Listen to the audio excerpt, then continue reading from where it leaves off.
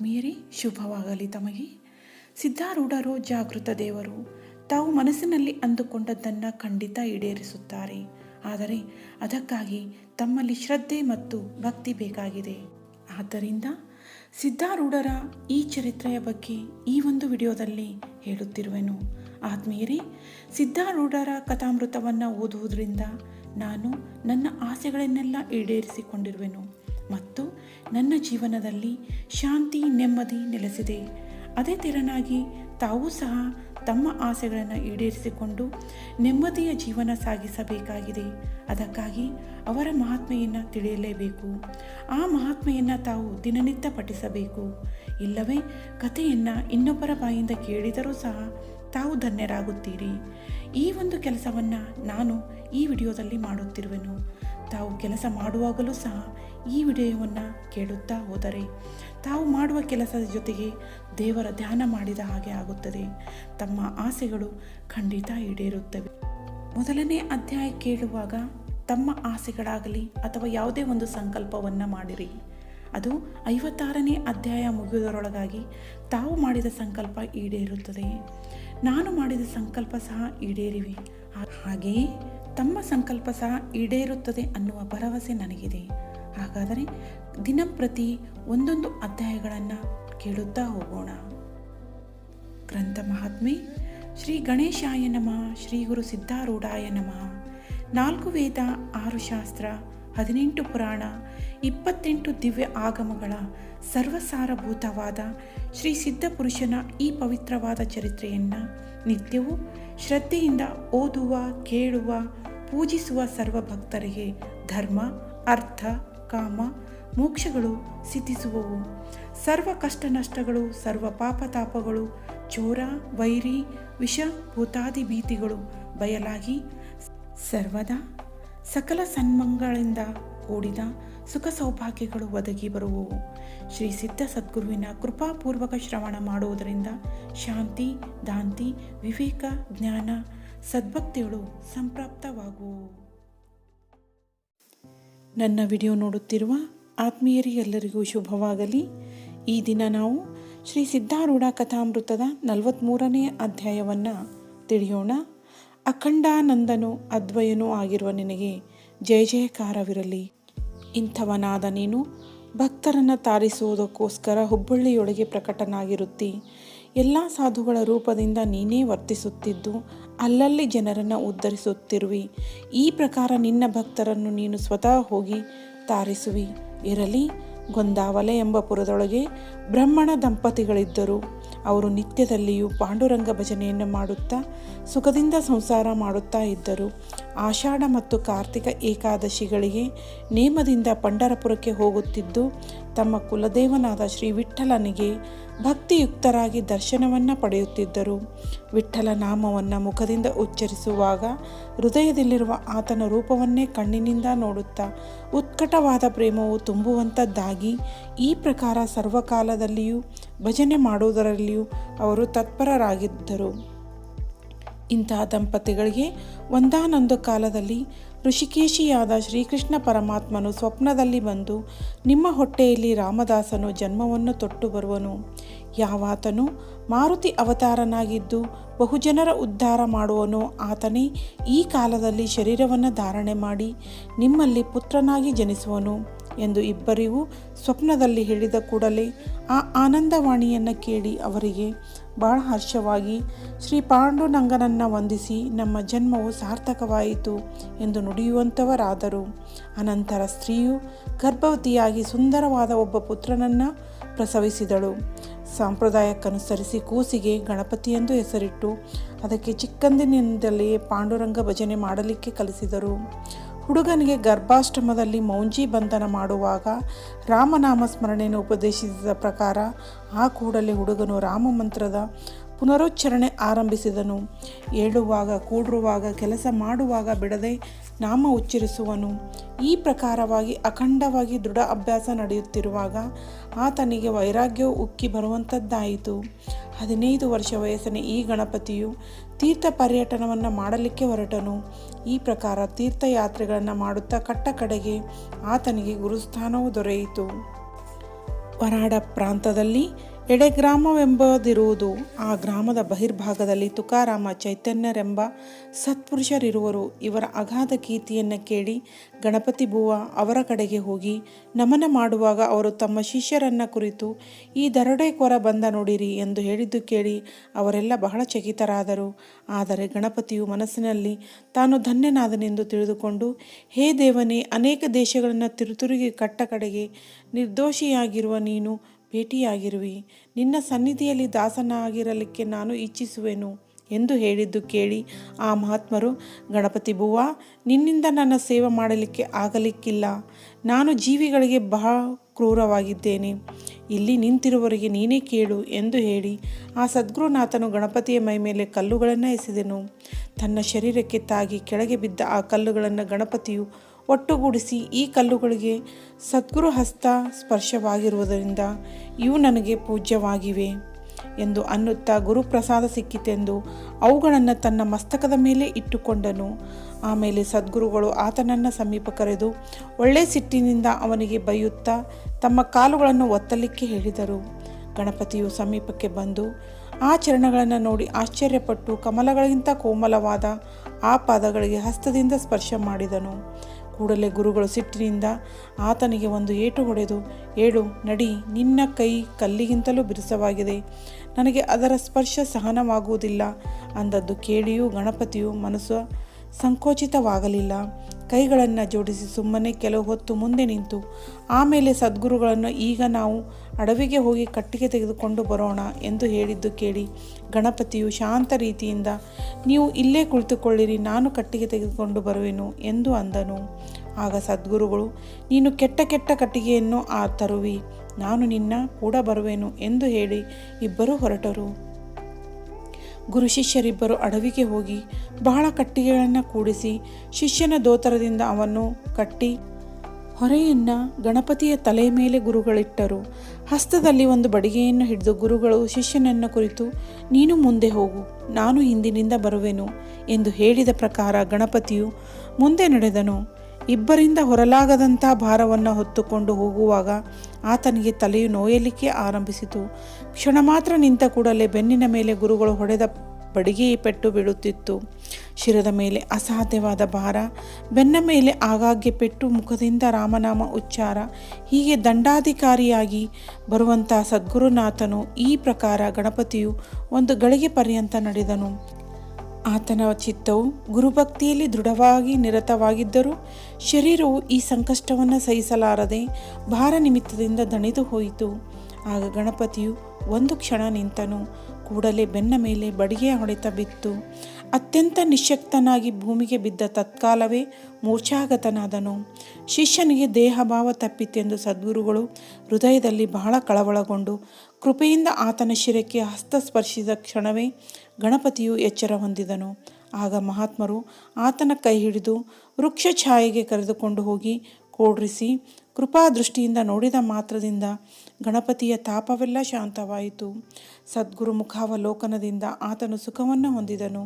ಆಗ ತುಕಾರಾಮ ಚೈತನ್ಯ ಮಹಾರಾಜರು ನಗುತ್ತಾ, ನೀನು ದರೋಡೆಕೋರನೆಂದು ನಾನು ಹೇಳಿದ ಮಾತು ನಿಜ ಮಾಡಿ ತೋರಿಸಿದೆ.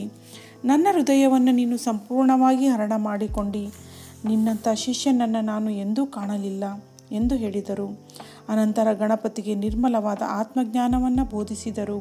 ಶಿಷ್ಯನು ಅದನ್ನು ಶ್ರವಣ ಮಾಡಿದ ಮಾತ್ರದಿಂದ ದೇವಾಧಿಕರಿಗೆ ದುರ್ಲಭವಾದಂಥ ಆ ನಿಜಾತ್ಮ ಸ್ಥಾನವನ್ನು ತಕ್ಷಣವೇ ಹೊಂದಿದನು. ಶಿಷ್ಯನಿಗೆ ಸಮಾಧಿ ಹತ್ತಿತೆಂದು ತಿಳಿದು ಆತನಿಗೆ ಉತ್ಥಾನಾವಸ್ಥೆಗೆ ತಂದು ಗುರುಗಳು, ಈ ಜ್ಞಾನವು ನಿನಗೆ ದೃಢವಾಗುವ ದಿಶೆಯಿಂದ ನಾಮಸ್ಮರಣೆ ಅಭ್ಯಾಸವನ್ನು ಬಿಡಬೇಡ. ದಾಸಬೋಧವೆಂಬ ಗ್ರಂಥವನ್ನು ನಿತ್ಯ ಅಧ್ಯಯನ ಮಾಡುತ್ತಿದ್ದು ಅದರಲ್ಲಿ ನಿರೂಪಿಸಿದಂತೆ ವರ್ತನವನ್ನು ತ್ರಿಕರಣ ಶುದ್ಧವಾಗಿ ಇಡತಕ್ಕದ್ದು. ಈಗ ನೀನು ನಿನ್ನ ಮನೆಗೆ ಹೋಗಿ ಬರುವಂಥ ಭಕ್ತರಿಗೆ ಅಧಿಕಾರ ಪರೀಕ್ಷೆ ಪೂರ್ವಕ ನಾಮಸ್ಮರಣೆಯನ್ನೇ ಉಪದೇಶಿಸಿ ಉದ್ಧರಿಸುವಂಥವನಾಗು. ಈಗ ನೀನು ಧನ್ಯನಾದಿ, ಶುದ್ಧವಾದ ಚೈತನ್ಯ ನೀನಾದಿ. ಆದ್ದರಿಂದ ಇಂದಿನಿಂದ ನಿನಗೆ ಬ್ರಹ್ಮಚೈತನ್ಯವೆಂಬ ಹೆಸರು ಇರಲಿ ಎಂದು ಸದ್ಗುರುವರನ ಅಮೃತ ಸಮಾನ ವಚನವನ್ನು ಕೇಳಿ ಗಣಪತಿ ಶಿಷ್ಯನಿಗೆ ಕಂಠ ಗದ್ಗದಿತವಾಗಿ ಕಣ್ಣೊಳಗಿಂದ ಆನಂದಾಶ್ರುಗಳನ್ನು ಸುರಿಸುತ್ತಾ ಆತನು ಸದ್ಗುರುಗಳ ಚರಣಕ್ಕೆ ಬಿದ್ದು ಎದ್ದು ನಿಂತು, ಎಷ್ಟು ದಯಾಳು ಆಗಿರುವಿ ಹೇ ಸದ್ಗುರು ರಾಜನೇ, ನಾನು ಇವತ್ತು ಧನ್ಯನಾದೆನು. ನಿನ್ನ ನಿತ್ಯ ಸ್ವರೂಪವನ್ನು ನನಗೆ ತೋರಿಸಿ ವಿಚಿತ್ರ ಕಾರ್ಯವನ್ನು ಮಾಡಿದಿ ಎಂದು ಬ್ರಹ್ಮಚೈತನ್ಯರು ಅಂದು ಪುನಃ ಸದ್ಗುರುಗಳಿಗೆ ನಮಸ್ಕರಿಸಿ ಅವರ ಆಜ್ಞೆ ಪಡೆದುಕೊಂಡು ತನ್ನ ಸ್ವಸ್ಥಾನಕ್ಕೆ ಹೋದನು. ಬ್ರಹ್ಮಚೈತನ್ಯರ ಸ್ಥಾನಕ್ಕೆ ಅಸಂಖ್ಯ ಜನ ಭಕ್ತರು ಬಂದು ಅವರ ಸಂಗತಿಯಿಂದ ಉದ್ಧಾರವಾಗುತ್ತಿರುವರು. ಎಲ್ಲರಿಗೂ ಅವರ ರಾಮ ಮಂತ್ರವನ್ನು ಉಪದೇಶಿಸಿ ತಾರಣ ಮಾಡುತ್ತಿದ್ದರು. ಇಂತಹ ಗೊಂದವಲಕರ ಮಹಾರಾಜರ ಪ್ರಿಯ ಶಿಷ್ಯನಾದ ವಿದ್ಯಾಸಾಗರನಿರುವ ತಮ್ಮಣ್ಣ ಶಾಸ್ತ್ರಿಯು ಹುಬ್ಬಳ್ಳಿಯಲ್ಲಿರುವನು. ಆತನು ಮತ್ತು ಇತರ ಭಕ್ತ ಜನರು ಕೂಡಿ ಗೊಂದಾವಲೆಗೆ ಹೋಗಲಿಕ್ಕೆ ಅನುಕೂಲವಿಲ್ಲದಂಥ ಜನರ ಉದ್ಧಾರಾರ್ಥವಾಗಿ ಬ್ರಹ್ಮಚೈತನ್ಯ ಮಹಾರಾಜರನ್ನು ಹುಬ್ಬಳ್ಳಿಗೆ ಬರಲಿಕ್ಕೆ ಪ್ರಾರ್ಥಿಸಿದರು. ಈ ಆಮಂತ್ರಣವನ್ನು ಮಾನ್ಯ ಮಾಡಿ ಶ್ರೀ ಸಿದ್ಧಾರೂಢರ ದರ್ಶನಕ್ಕೋಸ್ಕರವಾಗಿಯೂ ತಮ್ಮ ಶಿಷ್ಯ ಸಮುದಾಯವನ್ನೊಡಗೂಡಿ ಹುಬ್ಬಳ್ಳಿಗೆ ಹೊರಟು ಬರುವಂಥವರಾದರು. ಇಲ್ಲಿಯ ಸರ್ವ ಭಕ್ತ ಜನರು ಅವರನ್ನು ಎದುರುಗೊಳ್ಳಲಿಕ್ಕೆ ಹೋಗಿ ಅವರ ದರ್ಶನದಿಂದ ತಾವು ಧನ್ಯರಾದೆವು ಎಂದು ತಿಳಿದರು. ಬ್ರಹ್ಮಚೈತನ್ಯರ ಸನ್ನಿಧಿಯಲ್ಲಿ ಸರ್ವ ಬ್ರಾಹ್ಮಣರು ಬಂದು ಅವರಿಂದ ಮಂತ್ರೋಪದೇಶವನ್ನು ಪಡೆದುಕೊಂಡರು. ಆದರೆ ಅವರು ಮಹಾತ್ಮರನ್ನು ವಿಧಿ ನಿಷೇಧದ ಗೊಂದಲದೊಳಗೆ ಹಾಕಿ ಸಿದ್ಧಾರೂಢರ ಕಡೆಗೆ ಹೋಗಗೊಡಲಿಲ್ಲ. ಒಮ್ಮೆ ಒಬ್ಬನೊಬ್ಬ ಭಕ್ತನ ಮನೆಗೆ ಹೋಗುವಾಗ ಯಾರು ಬ್ರಾಹ್ಮಣರನ್ನು ಕರೆದುಕೊಳ್ಳದೆ ಹೋದರು. ಅಲ್ಲಿಂದ ಗಾಡಿಯ ಮೇಲೆ ಕುಳಿತುಕೊಂಡು ನೆಟ್ಟಗೆ ಸಿದ್ಧಾಶ್ರಮಕ್ಕೆ ತೆರಳಿದರು. ಇತ್ತ ಮಠದಲ್ಲಿ ಶ್ರೀ ಸಿದ್ಧನಾಥರು ಮಧ್ಯಾಹ್ನ ಹೊತ್ತಿಗೆ ಶಯ್ಯೆಯ ಮೇಲೆ ವಿಶ್ರಮಿಸುತ್ತಿರುವಾಗ ಅಕಸ್ಮಾತ್ತಾಗಿ ಎದ್ದು ಸಮೀಪವಿದ್ದ ಶಿಷ್ಯರಿಗೆ ಬ್ರಹ್ಮಚೈತನ್ಯ ಸಂತರು ಇದೇ ಈಗ ಬರುವರು ಎಂದು ಹೇಳಿ ಮುಂದೆ ಬಂದು ಮಾರ್ಗದ ಕಡೆಗೆ ನೋಡುವಾಗ ಗಾಡಿಯಿಂದಿಳಿದು ಬರುತ್ತಿರುವ ಮಹಾರಾಜರನ್ನು ಕಂಡು ಓಡುತ್ತಾ ಹೋಗಿ ಅವರಿಗೆ ದೃಢಾಲಿಂಗನವನ್ನು ಕೊಡುವಂಥವರಾದರು. ಆ ಕಾಲದಲ್ಲಿ ಇಬ್ಬರು ಮಹಾತ್ಮರಿಗೆ ಅತ್ಯಂತ ಪ್ರೇಮವು ಉಕ್ಕಿ ಬರುವಂಥದ್ದಾಯಿತು. ಐಕ್ಯ ಭಾವದಿಂದ ಸಾಧು ಸಂತರೊಳಗೆ ಭೇಟಿಯಾಗುತ್ತಿರುವಾಗ ಆಗಿನ ಆನಂದವು ವರ್ಣಿಸಲು ಅಸಾಧ್ಯವು. ತ್ರಿಪುರ ಸಂಹಾರವಾದ ಬಳಿಕ ಶಿವವಿಷ್ಣು ಇಬ್ಬರು ಪರಸ್ಪರ ಆಲಂಗಿಸಿದ ಪರಿ ಕಾಣಿಸಿತು. ಜೀವ ಶಿವರ ಐಕ್ಯ ಆಗುವ ಸಮಯದಲ್ಲಿ ಯಾವ ಬ್ರಹ್ಮಾನಂದವು ಪ್ರಕಟವಾಗುವುದೋ ಅದೇ ಆನಂದವು ಈಗ ಆ ಇಬ್ಬರು ಮಹಾತ್ಮರೊಳಗೆ ಆವಿರ್ಭಾವವಾದಾಯಿತು. ಇಂತಹ ಆನಂದದಲ್ಲಿ ತಲ್ಲೀನರಾಗಿ ಇರುವರ ದೇಹ ಭಾವವನ್ನು ಮರೆತು ಕಣ್ಣೊಳಗಿಂದ ಆನಂದಾಶ್ರುಗಳನ್ನು ಸುರಿಸುವಂಥವರಾದರು. ಬಹಳ ವರ್ಷಗಳ ವಿರಹದಿಂದ ಪ್ರಿಯ ಬಂಧುವಿಗೋಸ್ಕರ ತಳಮಳಿಸುತ್ತಿರುವಾಗ ಅಕಸ್ಮಾತ್ತಾಗಿ ಪರಸ್ಪರ ಭೇಟಿಯಾದರೆ ಎಂಥ ಆನಂದ ಉತ್ಪತ್ತಿಯಾಗುವುದೋ ಅಂಥ ಆನಂದವು ಇವರೊಳಗೆ ಉತ್ಪನ್ನವಾಯಿತು. ಈ ಪ್ರಕಾರ ಒಬ್ಬರಿಗೊಬ್ಬರು ಆಲಂಗಿಸುತ್ತಿದ್ದಾಗ ಕ್ಷಣ ಮಾತ್ರ ವಿದೇಹ ಸ್ಥಿತಿಯೊಳಗಿದ್ದು ಸರ್ವ ಜಗತ್ತನ್ನು ಮರೆತು ಬಿಟ್ಟರು. ಆ ಆನಂದ ಕೇಂದ್ರದಿಂದ ಆನಂದ ಕಿರಣಗಳು ಪಸರಿಸಿ ಅದರೊಳಗೆ ಅಲ್ಲಿದ್ದ ಭಕ್ತ ಜನರೆಲ್ಲರೂ ಮಗ್ನರಾದರು. ಆ ಭಕ್ತರಾದರೂ ಪ್ರೇಮಾಶ್ರುಗಳನ್ನು ಸುರಿಸುವಂಥವರಾದರು. ತ್ರಿಭುವನದಲ್ಲಿಯೂ ಸರ್ವತ್ರ ಆನಂದವು ತುಂಬಿ ಮತ್ತೆ ಉಳಿಯಿತು. ಕೂಡಲೇ ಪರಸ್ಪರ ನಮಸ್ಕಾರ ಮಾಡಿದರು. ಆಗ ಬ್ರಹ್ಮಚೈತನ್ಯ ಮಹಾರಾಜರನ್ನು ಕೈ ಹಿಡಿದು ಕರೆದುಕೊಂಡು ಬಂದು ಸಿದ್ಧಾರೂಢರು ತಮ್ಮ ಆಸನದ ಮೇಲೆಯೇ ಕೂಡಿಸಿ ತಾವು ಅವರು ಏಕಾಸನದಲ್ಲಿ ಕುಳಿತುಕೊಂಡರು. ಆಗ ಸದ್ಗುಣಖಣಿಯಾದ ಮಹಾರಾಜರು ಸದ್ಗುರು ಸಿದ್ಧಾರೂಢರನ್ನು ಕುರಿತು ಈ ಪ್ರಕಾರ ಅಮೃತವಾಣಿಯನ್ನು ನುಡಿಯುವಂಥವರಾದರು. ಹೇ ಸದ್ಗುರು ಸಿದ್ಧಾರೂಢ ಸ್ವಾಮಿ, ಈ ದೇಹವು ಗೊಂದಾವಲೆ ಗ್ರಾಮದಲ್ಲಿರುತ್ತಿರುವುದು. ಇದರ ಸ್ನೇಹಿತರಾಗಿರುವ ಕೆಲವು ದೇಹಗಳು ಈ ಗ್ರಾಮದಲ್ಲಿ ಇರುತ್ತಿದ್ದು ಅವರ ಸಲುವಾಗಿ ಇದು ಅಲ್ಲಿಗೆ ಬಂದಿರುವುದು. ಆ ದೇಹಗಳು ಇದನ್ನು ಇಲ್ಲಿಗೆ ಕರೆಸಿದ್ದಕ್ಕಾಗಿ ಬಂದಿರುತ್ತದೆ. ಈಗ ತಮ್ಮ ದರ್ಶನಕ್ಕೆ ಪ್ರಾಪ್ತವಾಗಿ ಆನಂದ ಹೊಂದಿತು. ಈ ದೇಹವು ಸರ್ವಕಾಲ ರಾಮ ರಾಮ ಅನ್ನುತ್ತದೆ ಮತ್ತು ಮುಮುಕ್ಷಗಳಿಗೂ ಅನ್ನಲಿಕ್ಕೆ ಹಚ್ಚುತ್ತದೆ. ಇದು ಯೋಗ್ಯವೋ ಹೇಗೆ ಎಂಬುದರ ವಿಷಯವಾಗಿ ನಿಮ್ಮ ಅಭಿಪ್ರಾಯವನ್ನು ಕೇಳಬೇಕಾಗಿರುತ್ತದೆ. ಈ ಪ್ರಕಾರವಾದ ಮಧುರ ವಚನವನ್ನು ಕೇಳಿ ಸಿದ್ಧಾರೂಢರ ಹೃದಯದಲ್ಲಿ ಬಹು ಆನಂದವಾಯಿತು. ಆಮೇಲೆ ಬ್ರಹ್ಮಚೈತನ್ಯ ಮಹಾರಾಜರನ್ನ ಕುರಿತು ಶ್ರೀ ಸಿದ್ಧರು ಅನ್ನುತ್ತಾರೆ, ಈ ಜಗತ್ತಿನೊಳಗೆ ನಾಮದ ಹೊರತು ಎರಡನೇ ಸುಖವೇ ಇರುವುದಿಲ್ಲ. ಅದೇ ಎಲ್ಲ ಜೀವಿಗಳಿಗೆ ತಾರಕವಾಗಿರುತ್ತದೆ. ಈಶ್ವರನು ಸಹ ಅದನ್ನೇ ಜಪಿಸುತ್ತಿರುವನು.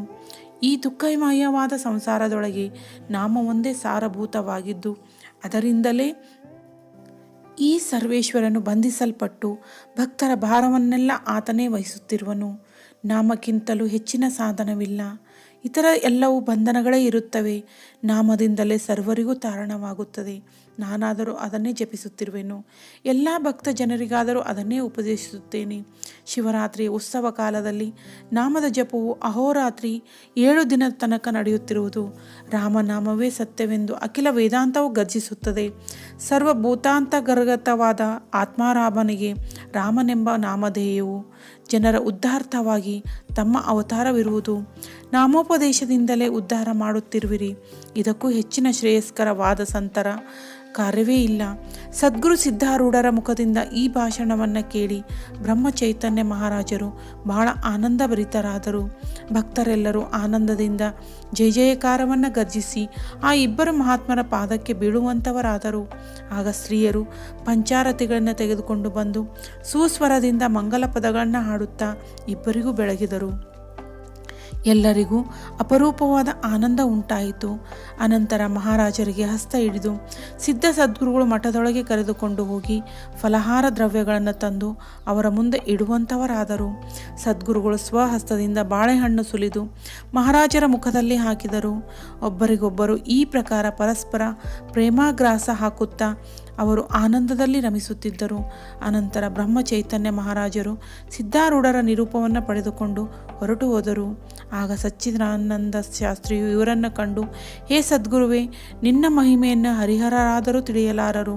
ಶ್ರೀ ಸಿದ್ಧಾರೂಢ ಯತಿಗಳಿಗೆ ಭೇಟಿಯಾದಿರಿ. ನನಗೆ ಸಂತರ ಮಹಿಮಾ ತಿಳಿಯದು ಎಂದು ಸದ್ಭಾವದಿಂದ ನಿಮಗೆ ಕೇಳುತ್ತೇನೆ.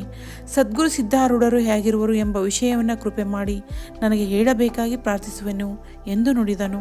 ಅದಕ್ಕೆ ಮಂಗಳಧಾಮನಾಗಿಯೂ ಯಾವಾತನು ಹೃದಯವು ರಾಮನೇ ತಾನಾಗಿಯೂ ಇರುವ ಆ ಮಹಾತ್ಮರು ಜ್ಞಾನೋತ್ತಮರಾಗಿರುವರ ಸಿದ್ಧಾರೂಢರ ರೂಪದಿಂದ ಸಾಕ್ಷಾತ್ ಜ್ಞಾನೇಶ್ವರರೇ ಅವತರಿಸಿದ್ದಾರೆ. ಪೂರ್ವದಲ್ಲಿ ಮಹಾರಾಷ್ಟ್ರ ದೇಶದಲ್ಲಿ ಅವತಾರವಾಯಿತು. ಈಗ ಕರ್ನಾಟಕ ದೇಶವನ್ನು ಉದ್ಧರಿಸುವುದಕ್ಕೋಸ್ಕರ ಪ್ರತ್ಯಕ್ಷ ಜ್ಞಾನ ದೇವರೇ ಸಿದ್ಧ ಯತೀಶ್ವರರೆಂಬ ನಾಮದಿಂದ ಜನ್ಮ ತೊಟ್ಟು ಬಂದಿದ್ದಾರೆ ಎಂದು ಹೇಳಿದ ವಚನವನ್ನು ಕೇಳಿ ಶಾಸ್ತ್ರಿಗೆ ಪರಮಾನಂದವಾಯಿತು. ಆಮೇಲೆ ಸುಗುಣನಾದ ಶಾಸ್ತ್ರಿಯು ಸಿದ್ಧಾಶ್ರಮಕ್ಕೆ ಬಂದು ಸಿದ್ಧಾರೂಢರಿಗೆ ವಂದಿಸಿ, ಹೇ ಸಿದ್ಧಾರೂಢ ಯತಿರಾಯರೇ, ನಿಮ್ಮ ದರ್ಶನಕ್ಕೆ ಬ್ರಹ್ಮ ಚೈತನ್ಯ ಮಹಾರಾಜರು ಬಂದಿದ್ದರು. ಅವರ ಮಹಿಮಾ ಹೇಗಿದೆ ಎಂಬುದನ್ನು ಆಜ್ಞೆ ಭಾವದಿಂದ ಪ್ರಾರ್ಥಿಸುತ್ತಿರುವ ನನಗೆ ನಿರೂಪಿಸತಕ್ಕದ್ದು. ಏಕೆಂದರೆ ಸಂತರ ಹೃದಯನ ಸಂತರೇ ಬಲ್ಲರು ಹೊರತು ನಮ್ಮಂಥವರಿಗೆ ಅವರ ಅಂತಸ್ಥಿತಿ ತಿಳಿಯದು ಎಂದು ನಾನು ವಿಚಾರಿಸುವಂಥವನಾಗಿರುತ್ತೇನೆ ಎಂದು ಪ್ರಶ್ನೆ ಮಾಡಿದ್ದಕ್ಕೆ ಸಿದ್ಧರಾಯರು, ಇವರು ರಾಮದಾಸರೇ ಬ್ರಹ್ಮ ಚೈತನ್ಯ ಎಂಬ ಹೆಸರಿನಿಂದ ಈ ಪೃಥ್ವಿಯ ಮೇಲೆ ಅವತರಿಸುತ್ತಾರೆಂದು ನಾನು ತಿಳಿಯುವೆನು. ಮುಮುಕ್ಷು ಜನರ ಪುಣ್ಯವೇ ಒಟ್ಟುಗೂಡಿ ಈ ನಿರ್ಮಲವಾದ ದೇಹವು ನಿರ್ಮಿಸಲ್ಪಟ್ಟಿದೆ ಎಂಬ ಈ ಪ್ರಬಲವಾದ ವಾಕ್ಯವನ್ನು ಚಿತ್ತೈಸಿ ಶಾಸ್ತ್ರಿಗೆ ಅತ್ಯಂತ ಆನಂದವಾಯಿತು. ಇಂಥ ಅಗಾಧವಾದ ಸಂತರ ಮಹಿಮೆಯನ್ನು ಶ್ರವಣ ಮಾಡುವುದರಿಂದ ಚಿತ್ತಶುದ್ಧಿಯಾಗಿ ಆಮೇಲೆ ಗುರುಪ್ರಸಾದದಿಂದ ಅಂತಃಕರಣದಲ್ಲಿ ಜ್ಞಾನ ಉದಯವಾಗುವುದು. ಮುಂದಿನ ಅಧ್ಯಾಯದಲ್ಲಿ ಸಿದ್ಧಾರೂಢರಿಗೆ ಪರಮಪ್ರಿಯನಾಗಿರುವ ಸಚ್ಚಿದಾನಂದ ಚೈತನ್ಯವೆಂಬ ನಾಮಧೇಯವುಳ್ಳ ತಮ್ಮಣ್ಣ ಶಾಸ್ತ್ರಿಯ ಅತಿ ಸುರಸವಾದ ಚರಿತ್ರವಿರುವುದು ಎಂಬಲ್ಲಿಗೆ ಶ್ರೀ ಸಿದ್ಧಾರೂಢ ಕಥಾಮೃತದ ಶ್ರವಣ ಮಾತ್ರದಿಂದ ಸರ್ವ ಪಾಪಗಳನ್ನು ಭಸ್ಮ ಮಾಡುವಂಥ ಅತಿ ಮನೋಹರವಾದ ಈ 43ನೇ ಅಧ್ಯಾಯವನ್ನು ಶಿವದಾಸನು ಶ್ರೀ ಸಿದ್ಧಾರೂಢ ಸದ್ಗುರುಗಳ ಚರಣಾರವಿಂದಗಳಲ್ಲಿ ಅರ್ಪಿಸುತ್ತಿರುವನು. ಆತ್ಮೀಯರೇ, ಮುಂದಿನ ವಿಡಿಯೋದಲ್ಲಿ ಶ್ರೀ ಸಿದ್ಧಾರೂಢ ಕಥಾಮೃತದ 44ನೇ ಅಧ್ಯಾಯವನ್ನು ತಿಳಿಯೋಣ. ಆ ಸಿದ್ಧಾರೂಢರು ತಮ್ಮ ಕಷ್ಟ ಕಾರ್ಪಣ್ಯಗಳನ್ನೆಲ್ಲ ನಿವಾರಿಸಿ ಸುಖ, ನೆಮ್ಮದಿ, ಶಾಂತಿ ಕರುಣಿಸಲೆಂದು ಅವರಲ್ಲಿ ನಾನು ಪ್ರಾರ್ಥಿಸುತ್ತೇನೆ. ಧನ್ಯವಾದಗಳು.